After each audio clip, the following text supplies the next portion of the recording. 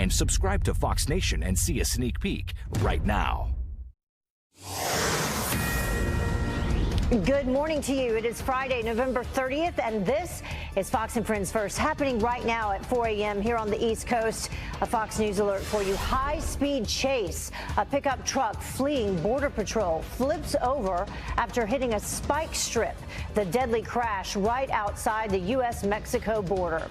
And speaking of the border, the mayor of Tijuana now slamming the caravan organizers as the real criminals. Those are really criminals because they're dealing with lives. They're dealing with people. That's a federal crime. The exclusive interview on the growing crisis at the border. And President Trump bringing America first to Argentina for the G20 summit, the high-stakes sit-downs, and the one meeting that is no longer on his agenda. Fox and Friends First starts right now.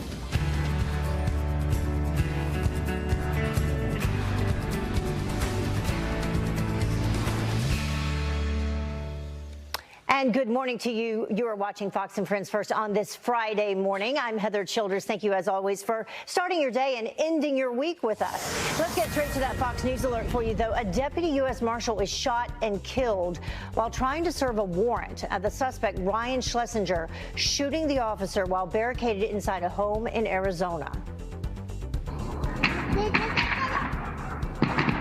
Oh, my God. Get behind the car. Hurry up. Go. Go inside. Well, Schlesinger eventually surrendered and is under arrest. He was already wanted for stalking law enforcement. The name of the deputy killed has not so far been released. Well, also breaking overnight, 3 people are dead and 8 others injured after a truck crashes trying to escape Border Patrol. Agents trying to pull over the truck. It was on a California highway less than 10 miles from the border when the driver sped off at speeds of up to 100 miles per hour. The truck losing control, crashing into an embankment, and then hitting a spike strip. The American truck driver is under arrest, and we'll follow that story for you. But in the meantime, Tijuana's mayor is now taking aim at the organizers of the migrant caravan, saying that he's never seen a situation like this before. The mayor sitting down for an exclusive interview with Fox News. Griff Jenkins is embedded with the caravan in Mexico. He's been following it for us, and he joins us now live from Tijuana with more. Good morning, Griff.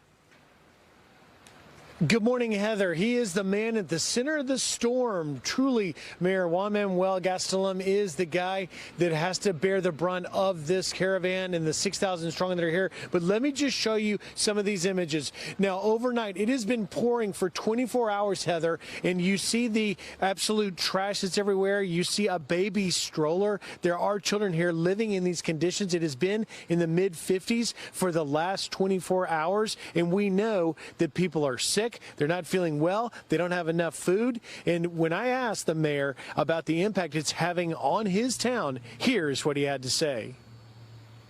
We're a migrant town, Griff. Yes, but we have never had this problem. No migrants trying to cause trouble. All migrants came in peacefully. Some of these people are coming in violently, unrespectfully, not as a good law-abiding citizen, and that's what hurt us. Now, remember, we reported yesterday that more than 60% of the people here have respiratory infections. There's lice, there's HIV/AIDS, and there's tuberculosis in this population. Off camera, actually, health officials tell you that they're very, very worried. It may be worse. But when I asked the mayor, who's to blame for this? Who do you hold responsible? He said the organizers, and he said it strongly. Listen. Those are really criminals because they're dealing with lives. They're dealing with people. It's a federal crime. If they ask me, do you know who they are? No, I don't know, but just look at the films. Look at them and you'll find who are they. And when he talks about films, he's actually sort of alluding to what we saw on Sunday when the migrants rushed the border and the leaders that were encouraging him to do so. He's worried that we could see that possibly again. And he's also possibly working with officials to see if they can get other spaces. The field is flooded. There was also yesterday, just very quickly, I want to mention a hunger strike that started with about 50 people, a handful of this caravan, but the police shut them down. They were not able to go to the border where they intended to carry that out. Heather? Yeah, just such such a mess down there. And the list of illnesses that you had for us yesterday is just incredibly disturbing. Griff, thank you so much. Appreciate it. Well, this morning, the other big story, President Trump waking up in Buenos Aires for the G20 summit. He will attend a bilateral breakfast with the president of Argentina before signing the NAFTA replacement.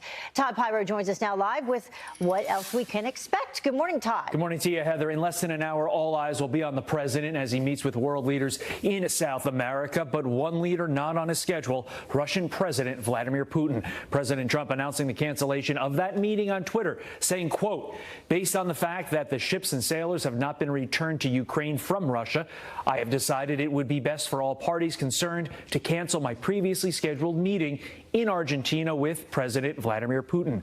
I look forward to a meaningful summit again as soon as the situation is resolved. Last weekend, Russian forces attacked 3 Ukrainian ships in the Crimean Sea, wounding 6 sailors. Senator Elizabeth Warren firing back at the cancellation. Vladimir Putin testing Donald Trump. That's what this is about. And he's just trying to figure out how far can we push him? And what will the president do by way of response? Senator Lindsey Graham giving Putin his own words of advice. I want Putin to understand that if you trample over international norms, you're finally going to pay a price. And a much-anticipated meeting today between President Trump, Canadian Prime Minister Justin Trudeau, and Mexican President Enrique Peña Nieto.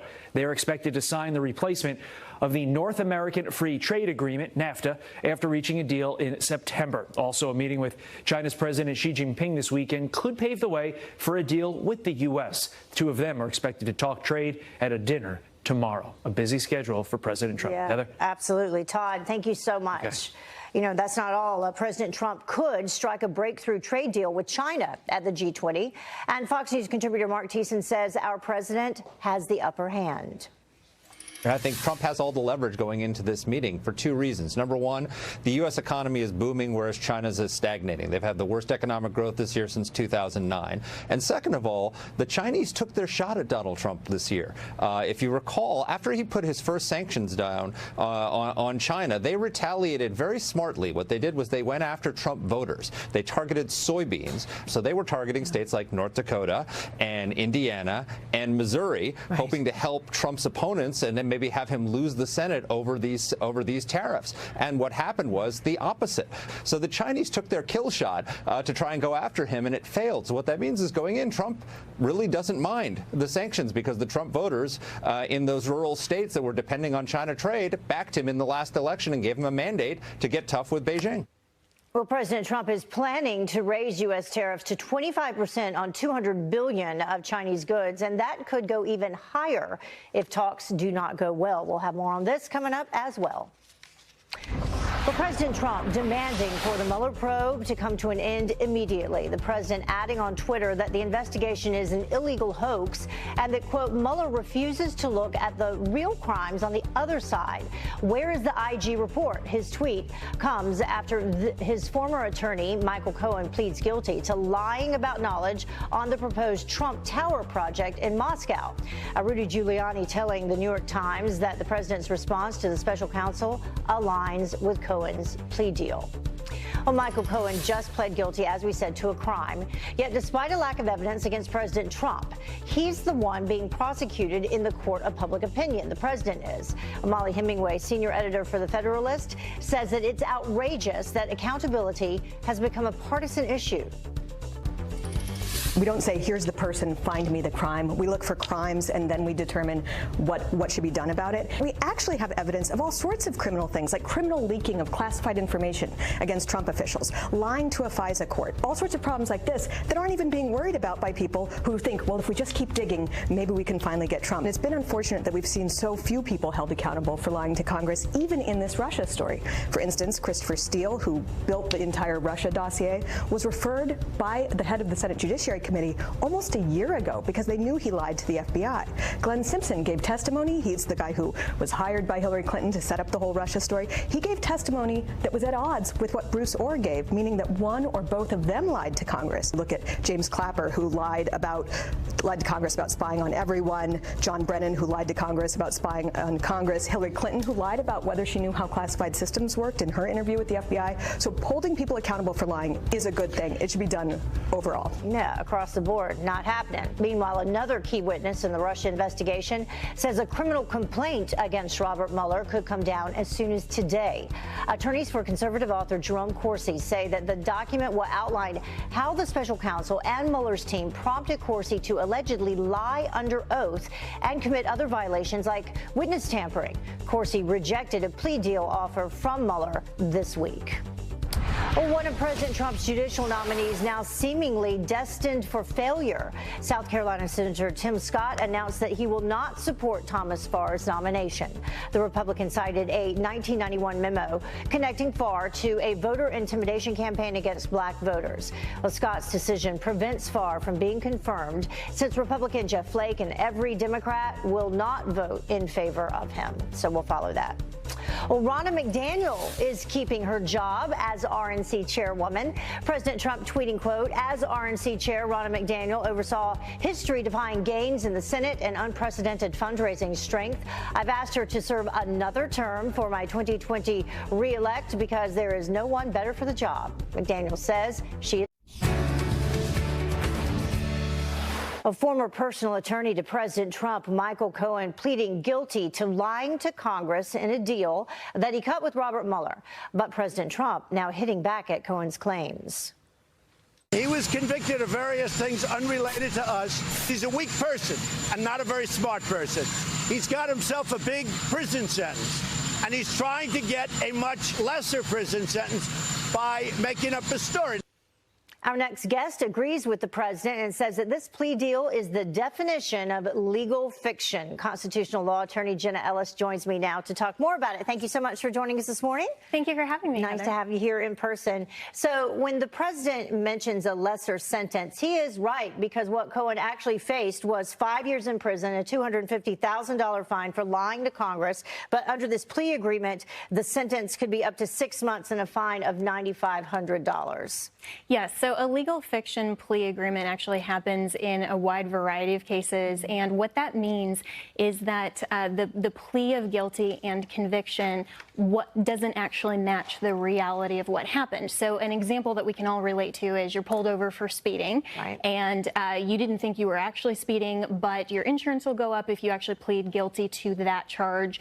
You don't want to take the time to fight in court, so you plead guilty to a broken headlight. That didn't actually happen, but you're willing to sign the papers saying, yes, I plead guilty to that in order to have the benefit of the plea agreement. Right. That happens in the context of felony cases all the time. Yeah, and legal fiction because also plea agreements are not, in fact, confessions. Exactly. And so when you stand in front of the court and say, I plead guilty to this offense, you're saying I'm accepting the contract and the plea bargain that the prosecutor is offering. You're not in the context of testifying. It is not a confession.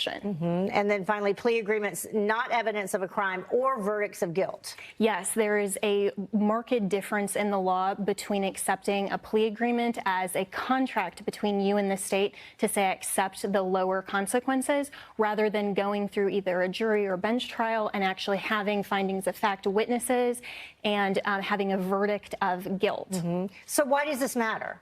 So this matters because the Democrats and a lot of people who want to use this as political ammunition against the president are saying that this plea agreement and what Cohen actually pled guilty to is somehow substantive rather than just legally procedural. And so they're trying to say that this actually matches up with what happened in reality, but we'll never know that for sure. All this means is that Cohen was willing to accept a lower penalty and plead guilty to something that could be just a political maneuver for him as well as the prosecutor. But legally, can I go back to what this is all apparently about, this real estate deal still under discussion while President Trump was running for president?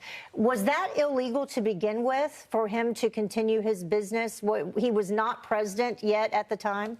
From what we know about this case, not at all. What the charge actually was is that he mistakenly told Congress the date of January rather than June. So this is also just a procedural sort of crime that they charged him with, rather than substantive, saying what actually happened in the course of his representation of the Trump organization. There was nothing whatsoever that we know of at this point that was illegal about that. But again, we haven't had a full jury trial. Right. We don't have evidence in the record. We'll never know that. So still no collusion? Absolutely not. There's been no evidence whatsoever of that. And this is why Mueller. Thank you, Heather. Great to have you here.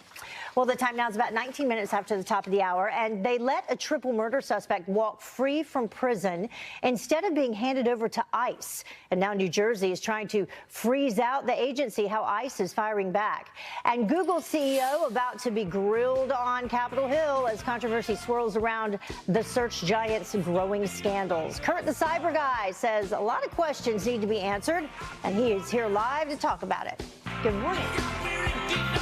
Welcome back. You're watching Fox and Friends First. Top Veterans Affairs officials are slamming an NBC report claiming underpaid veterans will not be reimbursed. VA Secretary Robert Wilkie says every student veteran who may have been underpaid will receive their GI benefits in full. The agency says the veterans did not receive their full benefits by the August deadline because of a software glitch.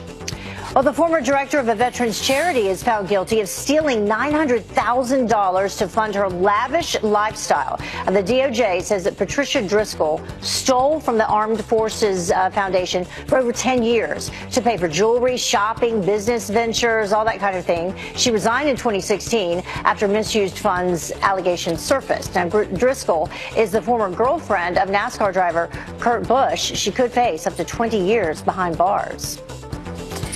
Well, let's talk about Google. Finally heading to the hot seat, the tech giant CEO will testify before the House on potential bias and privacy policies. Joining us now to discuss what to expect at the hearing is the cyber guy, Kirk Knudsen. Thank you so much for joining us. Heather, good to see you. This is something to pay attention to this week, and this is why. You remember back in September, Congress got together and the Senate was there, and they're looking at all the tech companies. Mark Zuckerberg was there, Jack Dorsey from Twitter was there, and they empty-chaired Google. Yeah. So I was joking with you. So they're going to actually show.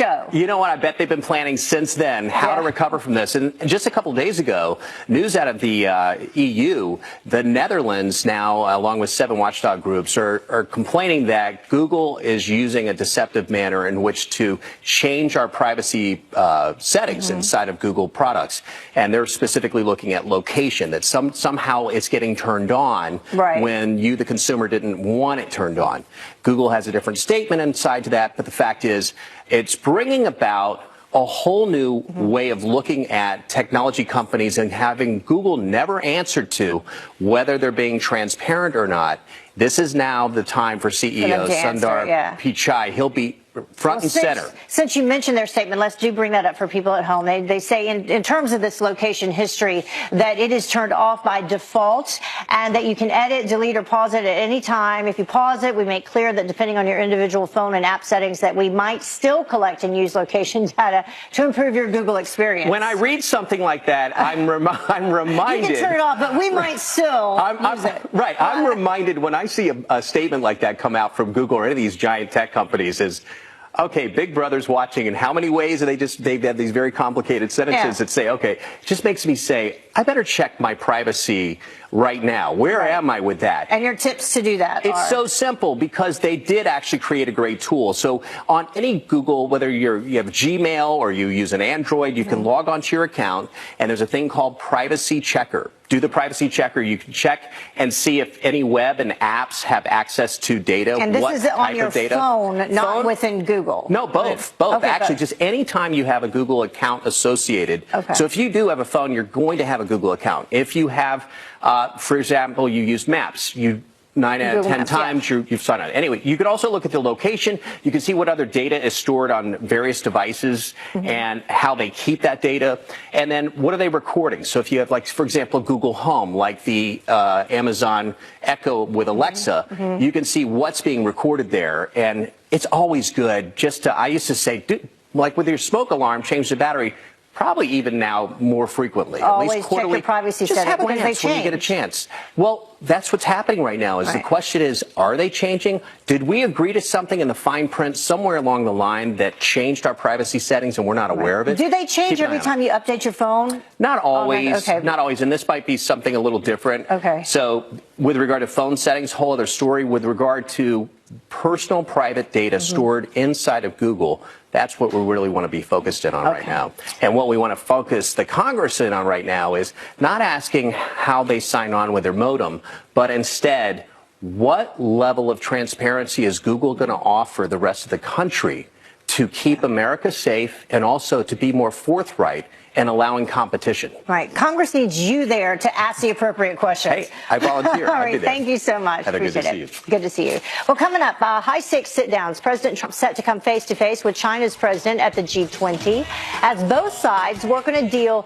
to ease trade tensions. But economist Peter Morici says that the president will have to go all the way with tariffs, and he is here to explain up next. Welcome back to Fox and Friends First. Overnight, Vice President Pence meeting the remains of 2 fallen Special Ops troops at Dover Air Force Base. The bodies of Army Captain Andrew Ross and Air Force Staff Sergeant Dylan Elchin returning to the U.S. Those American heroes, along with Army Sergeant First Class Eric Emmond, killed by the Taliban in a roadside bombing. 13 U.S. service members have been killed in Afghanistan this year, 5 this month alone. Well, New Jersey lawmakers will soon grill hospital officials on a deadly virus that killed 11 children. The adenovirus, blamed for the deaths at a nursing and a rehab center over the last several weeks. The respiratory virus has symptoms that are similar to a cold. The New Jersey Senate Health Committee wants to figure out how the virus infected patients to determine what the state's responsibility may be. Well, let's turn to Senator Jeff Flake, who will ask for a third time for a vote on a bill to protect special counsel Robert Mueller. The Arizona Republican tells The Hill, quote, there have been suggestions that I should accept a sense of the Senate that sends the wrong message to the president. This is the message that needs to be sent to the president, passage of this bill. Well, Nancy Pelosi is threatening to demand Mueller protection language in the upcoming spending bill, although the president said multiple times he's not going to shut it down. Well, he beat big names in NASCAR to win his first title. Driver Joey Logano gets his champion ring, making his mark in NASCAR. Please wear this ring with pride, because all of us at NASCAR are very proud to have you as our champion. It was a big night in Vegas. The 28-year-old was honored there at the awards ceremony. He clinched the title in the season's final race at Homestead Miami Speedway earlier this month. So congratulations to him. Well, President Trump may hold off on Chinese tariffs until the spring as a way to cool the simmering tensions before tomorrow's meeting with Chinese President Xi Jinping. Well, but the president says that it doesn't mean that he's backing down on striking a better deal. I think we're very close to doing something with China, but I don't know that I want to do it. I think China wants to make a deal. I'm open to making a deal. But frankly, I like the deal we have right now. Well, here to discuss is Peter Morici. He's the former U.S. International Trade Commission and professor at the University of Maryland. Thank you so much for joining us, Peter. We always love having you here. Good morning. So going to be very busy, and now that the president has canceled his meeting with Putin, this will, of course, take center stage. What do you expect to happen? Well, I expect that China will make some kind of offer, and it'll be largely the same offer they made George Bush, that they made Barack Obama. Let's have some sort of framework for discussions. Let's have some sort of agreement to negotiate away our problems, because essentially they would like to bicycle the president through the end of his first term. I think it would be a mistake for the president to accept that. I think it would be a mistake for him to freeze tariffs where they are. So most of President Trump's tariffs right now, they're 10%. So how is that impacting things, and should they stay the same? Well, you know, the Wall Street Journal every day seems to have an article that it's doing something draconian to somebody. But the reality is China's let its currency fall by more than 7% since the tariffs went in. So it's negated most of it. Also, its suppliers are cutting their prices a bit. So the reality is, if you look at the trade data, they're not having much effect at all.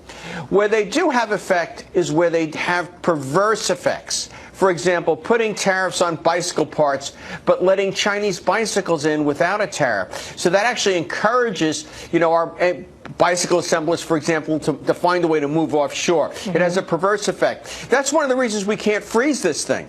We need to basically move the tariffs up to 25%.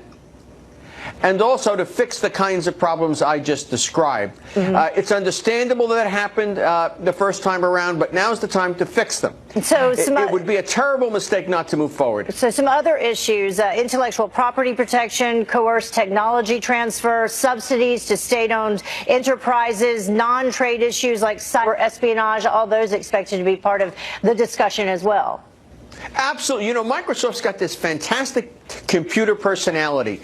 This adolescent, she's actually now 18, she's grown up to 18, really has an emotional side to her. It's not just, you know, doing computations. She does artwork, she writes poetry, things of this nature. It's a fascinating personality. It was developed in a Chinese laboratory, and they have to do it there to basically get intellectual property protection there, basically not to get their software ripped off. That process is developing Chinese engineers, and it's leaving out Americans. Yeah, that's a very sad situation. That happens repeatedly, over and over and over again. You know, I don't know where Secretary Mnuchin gets this idea that we can negotiate with these people after we've negotiated with them through 3 presidents, and we have this massive trade deficit with them. What's more, they're just ripping off what we spend billions of dollars to develop. Well, it's something that President Trump has hit incredibly hard from the moment he started campaigning for president. First thing he ever talked about was China and the trade deficit. So we will see what happens in this meeting coming up at the G20 summit. Thank you so much, Peter. We appreciate you. All best. Have a great weekend. Yeah, you too. Well, the time now is about 20 minutes until the top of the hour. You've heard of sanctuary cities for illegals. Well, how about a sanctuary city for law-abiding gun owners? I felt that it was such a blatant disregard for constitutional rights that I felt like I had no choice but to stand up for the people that I serve. The police chief putting his foot down, refusing to enforce new gun restrictions. And you can run, but you can't hide. Look at this. The runners who were caught. First, border agents seized nearly $3 million worth of drugs along the California-Mexico border. 39 people under arrest accused of trying to smuggle narcotics across 6 ports of entry. 15 are charged with human trafficking or immigration violations. Agents confiscating 625 pounds of drugs, including meth and fentanyl. New Jersey's Attorney General, in the meantime, is ordering state and local law enforcement agencies to limit cooperation with ICE. It is intended to strengthen trust, he says, between police and immigrant communities. This just weeks after learning a suspect in a triple murder was an illegal immigrant released from a New Jersey prison instead of being handed over to immigration authorities. Well, a small city in Washington is looking to pass a gun rights sanctuary ordinance. A little different here. Dan Springer brings us the latest as the police chief says he will not enforce the state's new gun restrictions. Man, I appreciate what you're doing. In tiny Republic, Washington, Police Chief Loren Culp is a local celebrity after saying he would not enforce the law, or one state law, Initiative 1639, a sweeping gun control measure. I felt that it was such a blatant disregard for constitutional rights that I felt like I had no choice but to stand up for the people that I serve. The new gun law bars 18 to 20-year-olds from buying semi-automatic rifles and makes it a potential felony if your gun ends up in the wrong hands. It also creates enhanced background checks and mandatory firearms training. Voters across Washington state passed the measure 59 to 41%, but in Ferry County, nearly 3 out of 4 voters opposed it. Mayor Elbert Koontz is considering an ordinance proposed by Chief Culp to make Republic a sanctuary city for gun rights. Everybody in Republic has a gun. We don't have a giant crime rate because nobody in their right mind is going to come to a house where people have guns and know how to use them. When Chief Culp announced his sanctuary city proposal, he got a standing ovation. The Second Amendment Foundation, along with the NRA, sued to strike down the new state law. Its leader sees poetic justice in gun rights advocates getting into the sanctuary business, up until now reserved for illegal immigrants. The Attorney General, Democrat Bob Ferguson, a gun control advocate, says he will review the measure if it passes. In Republic, Washington, Dan Springer, Fox News. Well, the time now is about 15 minutes until the top of the hour, and the media going crazy over a conspiracy theory connecting Paul Manafort with Julian Assange. If it's true, of course, the implications are explosive, right? What the heck would he been doing having that meeting if it actually happened? A lot of ifs there. Will they take the bait for any Russia conspiracy these days? We debate up next.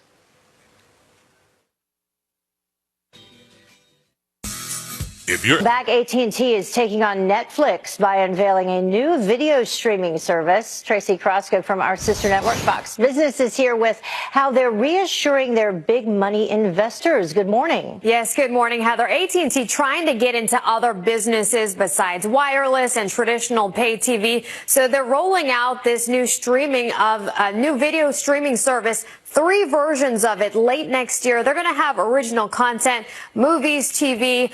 They're also going to be having things from Warner Brothers, Turner, and HBO. As you said, this will take on Netflix. It will also take on Disney's new streaming service.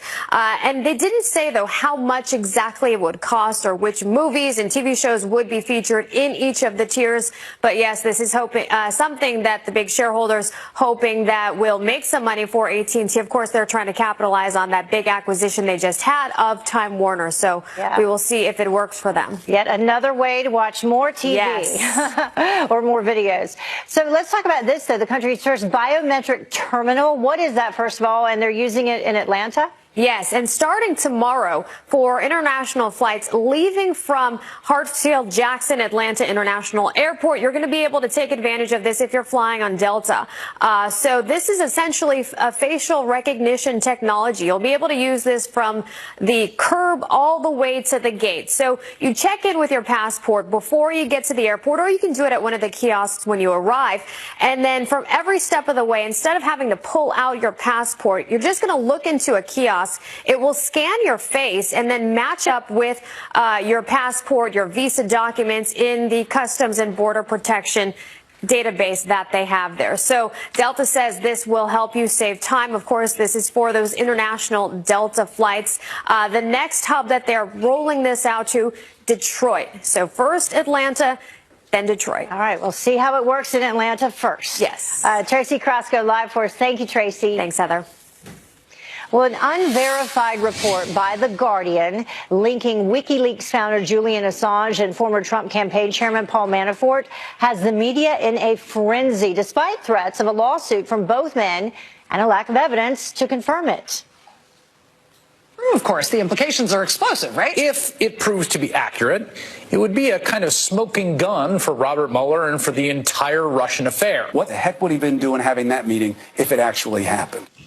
If. So does this prove the media will run with anything that has to do with Trump and Russia? Here to debate is Democratic strategist Antoine Seawright and the founder of the Big Tent Republicans PAC, Tony Lazzaro. Thank you both for joining us. We appreciate it. Good morning. All right. So Thanks, we can bring this up as we begin. We mentioned Julian Assange saying he's going to sue. Paul Manafort says, amongst other things, totally false, deliberately libelous. And then you heard the mainstream media's reaction. Antoine, I'll start with you. What do you think about this? I mean, will they just go with anything at this point? No, but I think the media has a role to play. I think the general public has a role to play, but I think it must be somewhat done where everyone is respected through this process. Look, I think the media has a responsibility to report the news, to be on point with the report. But in this environment where you have the right-wing media trying to undermine everything that comes up that's not pro-Trump or pro his agenda, I think they have to be extra careful to get the facts right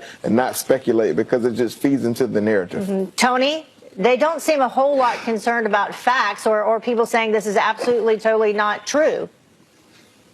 Well, there just are no facts. The mainstream media in this country has become this tabloid where basically they are the new Alex Jones, where any Republican or anyone who's had anything to do with the president in the last decade is some type of criminal now. And there's no facts, and this stuff is all conspiracy theories. And is the media going to report every single conspiracy theory they hear now, or are they going to stick to actual facts? And that's the frustration that Republicans like me are just sick of. Antoine, it is is factually correct to say that there's no evidence that he entered the Ecuadorian embassy. People were supposed to log in. There was no evidence of that. There's no evidence from his passport either. I mean, was it the media's responsibility to try to look into those facts before they reported this bogus article coming off of The Guardian? I'll go on Friday morning repeat. I think the media in this environment has to be extra careful about getting the facts right, because there will be this effort, like Tony just did, to say, hey, it's not true. The media is just the anti-Trump, etc. And that's not true.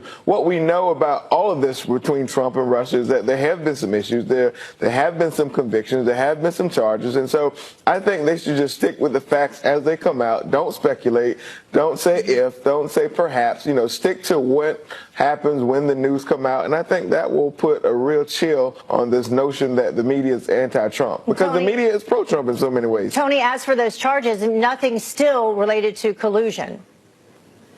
Right. And yeah, I do agree with Antoine. They do need to stick to the facts. The fact is simply, though, that there is no Russian collusion, and reporting on Russian collusion every single day does not help the American people find more jobs, grow the economy, and get better health care in this country. That's what the American people care about. If they're you say that in one breath while your president tweets another. Your president consistently brings up the subject matter on Twitter. Look, he's failed to articulate his successes, and therefore the media runs with the things he tweets. So partly that's his fault for not wanting to press the gas on his agenda. But I think it's Friday morning political malpractice for you to say there's no collusion, because guess what? We don't know. That's why it's so important for this investigation to continue to the end, so we can figure out the facts. It works both ways.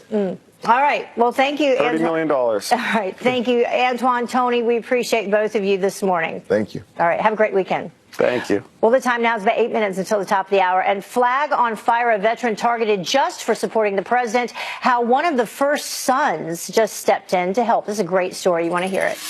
And a bumbling break-in. Wait until you see what happens to this burglar after trying to squeeze through a hole. And stuff, and then right down the street, of course, the Rockefeller Christmas tree. So come by and visit us if you're in the area. Well, do you remember this veteran? This is a really great story, who said that vandals burned his Trump 2020 flag. He's getting a new one, courtesy of Eric Trump. The president's son tweeting, quote, Gus, your replacement flag is in the mail. If the person is classless enough to do it again, just let us know. We will send you as many replacement flags as you need. Well, Gus Klein says that someone ripped his Trump 2020 flag from his Vermont yard and set it on fire. So good ending.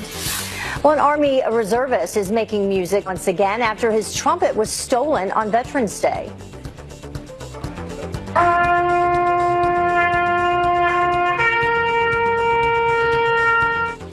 Matt Miller says the trumpet was right by his side during a tour in Iraq, even playing at funerals for fellow soldiers. But now a Wisconsin musical instrument manufacturer is gifting him a brand new one just in time for the holidays. Love stories like that. Well, just enough time left for the good, the bad, and the ugly. And up first, the good. Golden State Warriors superstar Steph Curry now responding to a letter penned by this 9-year-old fan. She wrote to him about her disappointment that Under Armour's website was only selling his new shoes in boys' sizes. Well, Curry publishing a handwritten letter in response saying that it's being corrected, and he is personally sending her a pair of sneakers. Good for him.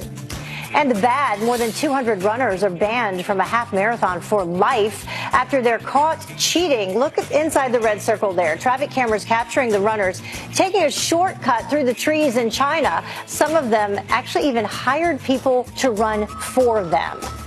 Not the way to do it. And finally, the ugly, an accused burglar caught with his pants down, literally. Surveillance video showing him losing his shorts after crawling through a wall to get inside a Florida car dealership. He got away with a generator, and he's still on the loose. Don't know if it's with or without pants. Well, that wraps up this hour of Fox & Friends First. Thank you so much for joining us this week. Have a great weekend. Fox & Friends First continues right now. Bye-bye.